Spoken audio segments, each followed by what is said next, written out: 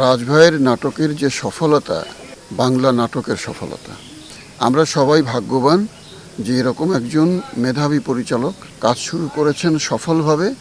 তাতে আমরা সবাই সফল হচ্ছি, বাংলা নাটক সফল হচ্ছে। খুবই উচ্ছ্বসিতভাবে অভিনয় করছি, খুবই আনন্দিত হয়ে অভিনয় করছি।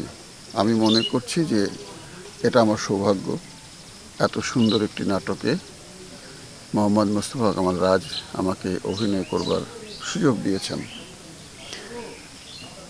ভালো সুযোগ পাওয়া কিন্তু খুব কঠিন, খুবই কঠিন। ভালো কাজ পাওয়া খুব কঠিন।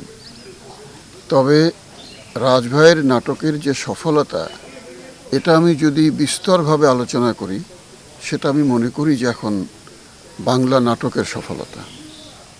মানুষ অনেকে বলেন আগের মতো নাটক হচ্ছে না, মানুষ আগের মতো নাটক দেখে না। এ কথাটি যে শতভাগ ভুল এখন, এটি প্রমাণ করে দিলেন মোহাম্মদ মোস্তফা কামাল রাজ। এবং আমি মনে করি তিনি শুধু নিজে সুন্দর নাটক বানাচ্ছেন না, আমাদের মতো শিল্পীদেরকে সুন্দর অভিনয় করবার সুযোগ করে দিচ্ছেন। সুন্দর সুযোগ না হলে তো আর সুন্দর কাজ করা যায় না। তো সুতরাং আমরা সবাই ভাগ্যবান যে এরকম একজন মেধাবী পরিচালক কাজ শুরু করেছেন সফলভাবে। তাতে আমরা সবাই সফল হচ্ছি, বাংলা নাটক সফল হচ্ছে। বাংলা নাটকের এখন কোটি কোটি দর্শক দেশে এবং সারা পৃথিবীতে। এটা এখন আমাদের অহংকার করার বিষয়। তো অহংকার করবার আগে তো একজন কাণ্ডারি লাগে।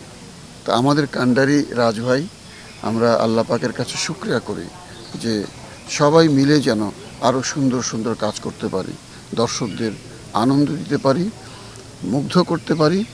বাংলাদেশ থেকে সারা পৃথিবীতে নাটকের মর্যাদা যেন আরও অনেক উচ্চ আসনে অধিষ্ঠিত হয়।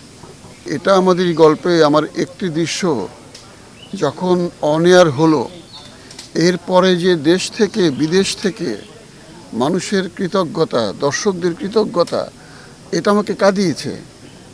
এবং সেটি অনেক দিন পর।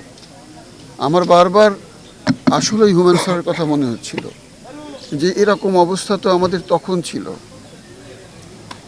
ঠিক আমার মনে হচ্ছিল যে হুমায়ূন স্যারের কাজ করে যেরকম তৃপ্তি পাচ্ছিলাম, দর্শকদের কাছ থেকে কৃতজ্ঞতা পাচ্ছিলাম, এটা আমাদেরই গল্পের একটি দৃশ্য করে ঠিক সেরকম কৃতজ্ঞতা পাচ্ছি। আসলেই আমার মনে হচ্ছে যে আবারও সেই সুন্দর দিনে আমি চলে এলাম।